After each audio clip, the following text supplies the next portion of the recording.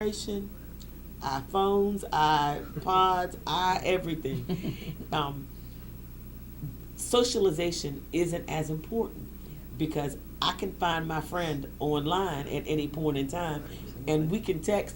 We can sit beside each other and text, and never talk.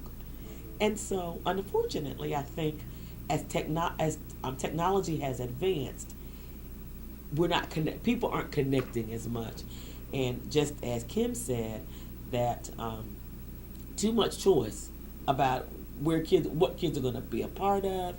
I mean, you can't get enough kids to have a youth choir because we were in youth choir because everybody was in youth choir, whether you could sing or not. You were still a part of the youth choir, and you had to do it. Nobody said, "Baby, do it if you want." You just did it, but that's where all your friends were, and so you wanted to do that. We can't get enough kids now in church to be a part of any youth program unless it's about somewhere you're taking them or something you're giving them. And I'm sorry, youth ministry can't just be about what I'm giving you, and they're not even looking for good opportunities that they can be a part of, just anything. And so unfortunately, where parents have given up their leverage, given it up, just passed it right on out, and not made them do or be a part of anything. And it shouldn't be what they want because they don't know what they want. They're kids. And I think it's parents' jobs, our jobs to teach them what to value and what does it look like to be consistent with something and to follow through and to be a part of something. Yeah, Kim, you brought up a good point. Everybody talking about choice. I think about I didn't have choice. Yeah. Right. I mean, I knew Sunday morning I get my hips together and get ready to go to church. I knew what time the car was leaving. That was just the way. Yeah. It was just and even whether I stayed at home or stayed with my aunt or stayed with my grandma, Sunday I'm going to church. That's exactly. And I see our kids, I see other kids. Y'all, if we could really tell you how much this would mean to you later down the road, you will understand. And you can't even, I think we got some of it was fear for us because, I know my grandma, she could turn a mean switch, and of course this won't be on there, but I knew that if we didn't act right in church, if we didn't go to church, I knew the consequences. But these kids have don't no face consequences. consequences like that. No, they have none. But do you think, when I think about African Americans now, a lot of us have more than we've ever had before, which means we are doing more than we've ever done before. So Sundays, going to church is getting replaced with, I need to go to softball practice. Soccer. I need to go to dance. Right. We're doing a sleepover down in Ocean City with some friends. So I think we have become so busy. That you want that day of rest because you've been doing stuff all week, and after school you got dance practice till 9 o'clock, and then softball practice on Tuesday, and then you have so much stuff that we don't have that. And it's even anymore. happening on Sundays. Yeah. I mean, Yes. I know my daughter dances on Sundays, but it's after church. But there have been times where she had something, play rehearsal. That was just a couple weeks ago. And she had to leave church early to go to play rehearsal. So I think we've gotten a lot more. We're trying to put our kids in so much, and I'm definitely guilty of that. But we have to be careful to make sure we're not pulling away from what is going to keep them grounded in the end. Right. And we know that a good Christian foundation. Absolutely. I know with my daughters as grown-ups, that good foundation has kept them grounded through some things that have destroyed their counterparts. And so, I think our community in particular has to really get back to our community values and not worry about adopting somebody else's values, because the more we get, we want to be kind of in line with the majority culture and say that we can provide all those same things that they can provide for their kids But unfortunately for us, at what cost? That's right. And I think, and for us, for our families, the cost, I just believe the cost is larger. Right. Yeah. You bring up a good point. You know, when you look at and nothing wrong with it, like the single parent homes, and the single parent is trying to take 3 kids and put them into this activity because their counterparts are in this activity, and it's a stress. It's a strain on that one person. You know, that one single mother or single father. It's a strain on 2 people. Right, well, Everybody's running every different way. Because, like, you know, we only have one. Karate practice 4 nights a week. And then all these different added things. And, you know, it's difficult. And I'm just wondering if our community just said, you know, just gave up the ghost and said, you know, just have at it. You know, we can't deal where we had those old mothers and fathers who were strong and determined, you know, to make sure we got what we got. They didn't waver on the values, I guess is what I'm getting at. But also, I believe that if the church has strong ministries for children and youth that were meaningful, there may be less need for us to buy into someone else's in the other culture. And so unfortunately, I think the church is competing with all the other stuff.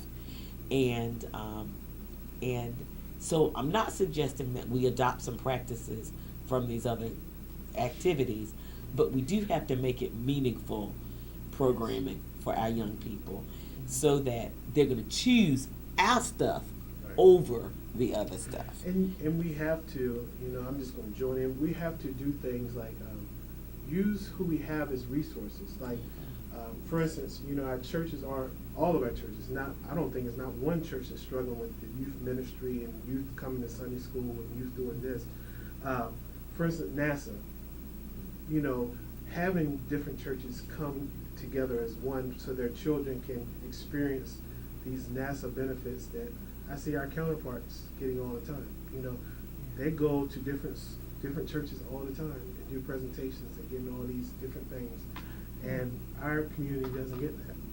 And so that's just one example. But you know, I think about the advantages I guess our counterparts have. But we do have some key people in certain places that can really give our kids, you know, those resources. You know, I try to talk, you know, as a side note, I try to talk to a teacher, I'll leave out names, try to talk to a teacher and say, why don't you bring your kids down to NASA and do a tour? Well, how much does it cost? Your bus ride down there.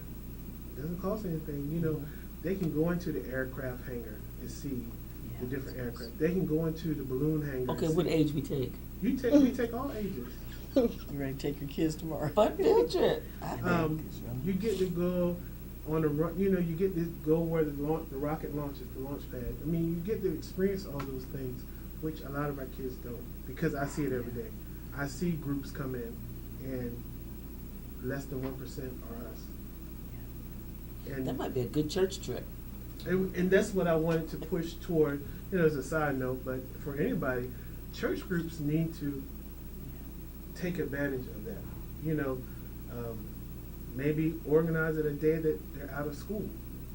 You know, when students are out of school, organize a day, try to find a bus to come down there, take a tour, and then, you know, that's, I just feel like our students, especially in STEM, have a disadvantage.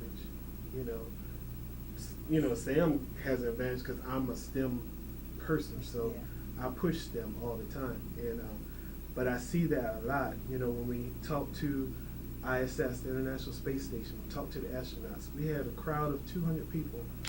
4 were African American. Wow. And that shouldn't be, No. because our kids need to have those experiences as well. Whether good, bad, or indifferent, you know, our kids still need to have those experiences. So I think resources is one of the things that I want to introduce to our community through Inspire One, in partnership with like some schools or some educators and all that, having those different meaningful. I think I like how you put that, meaningful forums. I used to love the motivational speakers, that came to schools when we had assembly. Did they call them assemblies? Yeah, they Oh, do. Oh, I was gonna date myself. They're a little rare. We don't have them as much as You we don't. now. But y'all remember when we had Yeah. assemblies and Love they would assemblies. come and talk about different, and that's where I got really interested in science and technology and just really the whole space thing. So I don't know. I just think we need to really push for some stuff. I was thinking about when you talk about assemblies and the exposure. We have so much in the school, so much accountability now with testing and making sure that kids are college and career ready and that we meet the ESSA standards. We don't get the opportunity to take kids out. I mean, I struggle right now when a teacher asks me if they can take a kid or take a group of students on a field trip, and I'm having to say no for fear that they're losing instructional time because maybe my test scores are not going to be as high if the kids are not in the classroom. And it's one of those things where I want my kids to have that exposure. But I also understand that I have a responsibility as a principal of that school to ensure that test scores say that my kids can achieve at the level of higher than students across the state.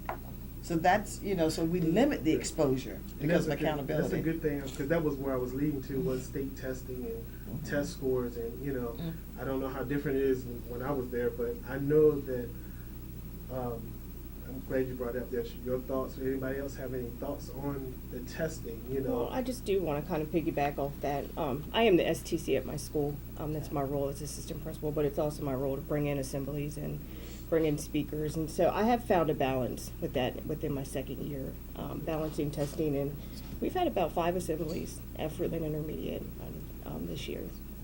And just recently, a month ago, I brought in motivational speakers to speak to our 5th grade students. So I think it is good for us to keep a balance between testing and bringing those resources into the school. Now, Yeah. would it be different testing for high? Yeah, see, I don't know Yeah. if that's the difference. Are y'all I'm really telling you, testing? yeah, when you think Yeah. about PARC testing and CC, Mhm. college and career readiness, I mean, it's just always so much pressure on students to perform. And I'm not talking about grades. I'm talking about getting a 4 on PARC or 5 on PARC, or making sure that your percentage of passing is higher than everybody else's in the county or the Eastern Shore. And now with the Every Student Succeeds Act, that's ESSA, that's a lot more pressure on the schools. When you look at attendance, if kids are chronically absent, you can't miss more than 18 days a year, or it's a lot of accountability, and honestly, it's taking some of the fun out of what Yes. schools should be. Yeah. And the whole thing of ESSA ratings. And that's the quality rating of your program, of your school. And so that new introduction has really impacted several schools. We were only lucky because coming back as a new school, we didn't get rating. But, our time is coming. But also, as a primary school, we don't have nearly the amount of high stakes testing that even an intermediate or definitely at a middle or high school has. But still, we all know that if we don't start at the beginning, from the time they walk into the school building, if we don't start with those good habits for attendance, just coming to school on time, we have to start those good habits here. And parents look at us, pre-K parents look at us, it's only pre-K. But our pre-K is our worst attendance in the building, the worst attendance. And that's just because parents don't, because it's a non-mandatory grade. It's not mandatory in the state of Maryland. So it's like, it's just pre-K. And so they're our greatest number of tardies and our worst attendance in the building. So 2nd grade, our highest grade, has the best attendance. Parents want them to come to school. It's too busy at home, right? So, just a couple more things. So, like I said, Inspire One is really, it's for everybody. I want to make sure I make that clear. It's not just Black Folk Magazine, but it's a voice for our community. I feel like we need it, just like you said about the testing. This high state, you know, what you were just explaining. I had no idea, and I think a lot of people. I consider myself a learned person. But I Your think school, your son's school has an ESSA rating. Okay. Ask them what it is, because they're supposed to tell Very you. important. Oh, wow. Yeah. And so those are things that I think people in our community need to maybe have it broken down, you know, and I know the problem is we can't get them out to the assembly to hear the information, but that's so valuable. Like for me as a parent, like, okay, so they have that rating, so how can I help my child, you know, respond to what's needed? I guess thinking about that, do we have any common challenges for our minority children? Do we have anything? I know we talked about, you know, they may have bad days, they may have a single parent home, they may have, you know, a rough life, but learning wise. School readiness is a big issue, and we have a lot, and there's a lot of federal money, federal and state money invested in making sure kids. There's an organization called Ready at 5. Their whole goal is to make sure that kids are ready to start kindergarten. And so there's a lot of money. We are a pre-K expansion school, and there are huge grants that are available to actually level the playing field. Because ideally, public pre-K is for a family that cannot afford to pay for a private setting. And so that's where public pre-K has come into play. And certainly pre-K expansion grant recipients receive money to do what we would call level the playing field. And so it provides all kinds of things that you would not even think of. Something as simple as we do teeth varnishings twice a year. These are kids who may not be able to get to a dentist. We have dentists come on site. We pay for those services. We have field trip opportunities. We have professional development opportunities for the teachers. We bring assemblies in. We take them out on field trips. All those funds are utilized just to level the playing field, where most of these advantaged families can take their kids all of these places and do. More disadvantaged families they can't necessarily afford it, but they're not even thinking about these kinds of opportunities for kids. And so, you know, there are things out here that definitely, if parents would take advantage of. We have all kinds of nights. We had all kinds of nights to bring families in. Bedtime in a box. We gave you a box that had an alarm clock, body wash, a set of pajamas, books to read before you go to bed, to help families. And then the consultants came to talk to families about establishing bedtime routines. And so there are things out there, if families would really just avail themselves to what's out here. But it's hard to get them to come in your doorway. And these are, I'm talking pre-K families, to actually even come in your door to take advantage of what we have. And so I'd say one of the major issues is school readiness. Just making sure that kids are going to be able to be ready to begin kindergarten and begin it successfully.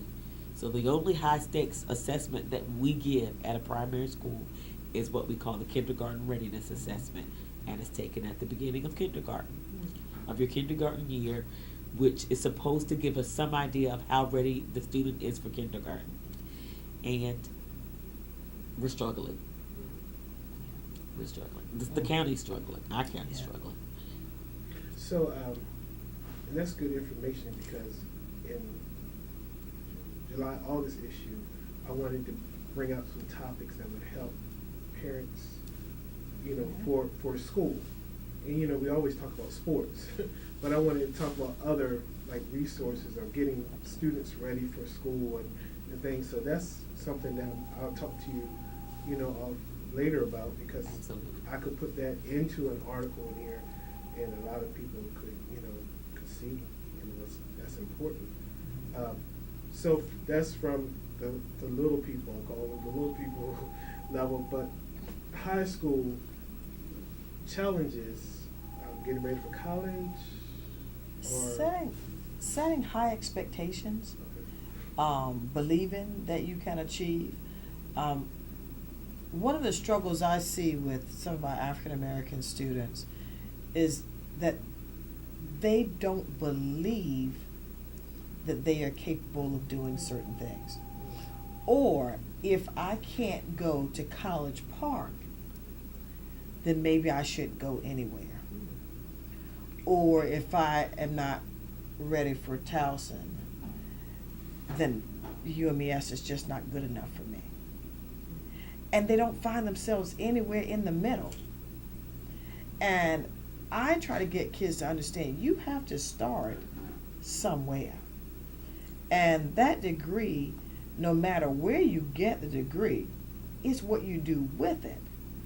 And I mean, I have a number of students, if I could just get them into a 4-year college, just get them on the college campus, they would thrive. They would do well. But it's a struggle. Or they will say, well, since I can't get into this school, I'll just go to this school. But the expectations are low. Low expectations, or I'll just work and take a year off. And you know, if you take a year off and you work, start making that little bit of money, that McDonald's check or whatever check it is, you don't want to go back to not having any check. And it's hard even convincing our counselors, our school counselors, about where we need to help our students get. Because we say, well, they're not quite ready for 4-year, let's send them to Warwick. Warwick is wonderful, and I love Warwick, but there's a challenge. You live in Worcester County, you don't have a car, you're struggling in the home where you're living right now. Kids don't survive in that. They're struggling, they have to take the bus to get to Warwick. They don't have money to eat in Warwick's lounge, there's a cafeteria thing there. So there are all kinds of obstacles, and kids just stop going. But you can take that same student, put them on a small campus somewhere where people will support their growth, and they will do well. And I'll tell anybody that those humble beginnings, that's where my start came. And it didn't come at the big university. Maybe I wasn't ready for the big university. I don't know, whatever it was. But it worked. But you have to get out of that environment that you've grown up in that's so toxic in order for you to grow. That's my big challenge, and I'm pretty passionate about that. And I understand, I hear that all the time, and it goes back to something Melvin says. When will we stop allowing our insecurities? When will we stop allowing our insecurities allow them to hold our students, our children, our young people back? You know, you may have a parent that went to UMES for 3 years and didn't finish for whatever reason, or may have gone to this college and didn't finish, or didn't get into college, or didn't survive in the military, you know, and they hold those things. You know, I'm not used to that, because my grandma had a 5th grade education, but she told me she's gonna graduate from this college this day, you know. And you know, my grandma grew up with, you know, New York parents and everything, and they pushed. And I guess I'm concerned, where is that push? I mean, I know how you raised your girls. Mm-hmm. You pushed. Yeah. Because we used to joke Kim all the time. Kim, she just in 1st grade, but she need to get it together. But they pushed, and then it's coming back, because now say I'm just in first grade, and I push. That's right. You have to, I though. have to push. You have to. push these kids. You know, I raised my cousin Lionel, you know, and doing great job, you know, across the country as a, he's some big rep or something like that. But if you allow those kids, if you allow them to stop when they hit the wall, like when my aunt passed away, and I didn't push them past that, you know, I'm afraid we don't have that anymore. I No. really am. I really am. I don't even know if we have that in our churches anymore. I mean, you think about, you know, we have students who may not want to go to college, and you talk to them about the military, and then I can't go to the military. I don't want to cut my hair. Mhm. And that's the only reason. I you don't want to wanna cut my go. hair. I don't want anybody telling me what to do. And I try to say to them, in one breath you're saying, I want to get out. But you're putting up all of these barriers, all of these excuses for why you can't get out. And I said, if you don't know what you want to do right now, try going into the military. That's an option. You know you're going to be fed. You're going to be in decent living quarters. And you're going to get a paycheck every month, every 2 weeks, however they get paid. And you're going to be able to go see some places you've never seen before. All you need to do is cut your hair and go. And that is a major I have struggle. a cousin who, same thing. He was a little leery about going. Now he's Greece somewhere over there. I saw his picture on Facebook. I'm so glad my family pushed me past Yeah. that intro. That's what he put on his thing because, you know, we could see it for him, but he Yeah. couldn't. And I don't know, I that's a big hot button for me. Is we talked about it before, pride in our community. Our grandparents, they had so little, but they did so much. So It's much. so little. So I remember times down in Snow Hill, my grandma would, she always, you know, always cook. I guess as we were going to church or whatever she did, whatever. But we had so many people come to the house. And I'm like, where is this food coming from? Like, is she a second Jesus? Like, how is she getting it? You know, but she fed, we had enough to eat. That's right. And she fed all these people. And it was just like, it just felt good that you knew that you had support, even when you fell short. But now, everybody's so, you know, in their own little cycle. It's a crab mentality. Mhm. I don't want you to rise because you might rise ahead of me. Right. And so that whole sense of community is lost in some regards because, you know, I just got to get mine. It's not about me making sure you get some too. Right. It's about, you know. So yeah, I don't want to take any more time, but the magazine, I appreciate you all helping me build this vision, and I'm sure there'll be other articles that I am thinking about an article about organizations. And it's so much easier. I know my sisters would kill me, but actually the first organization I was going to come to Deltas because of your numbers and of your influence in the community around here. Being very serious, and I wanted to do that. And it's other, you know, when I first started this, I was like, oh man, I'm not going to have enough articles, you know.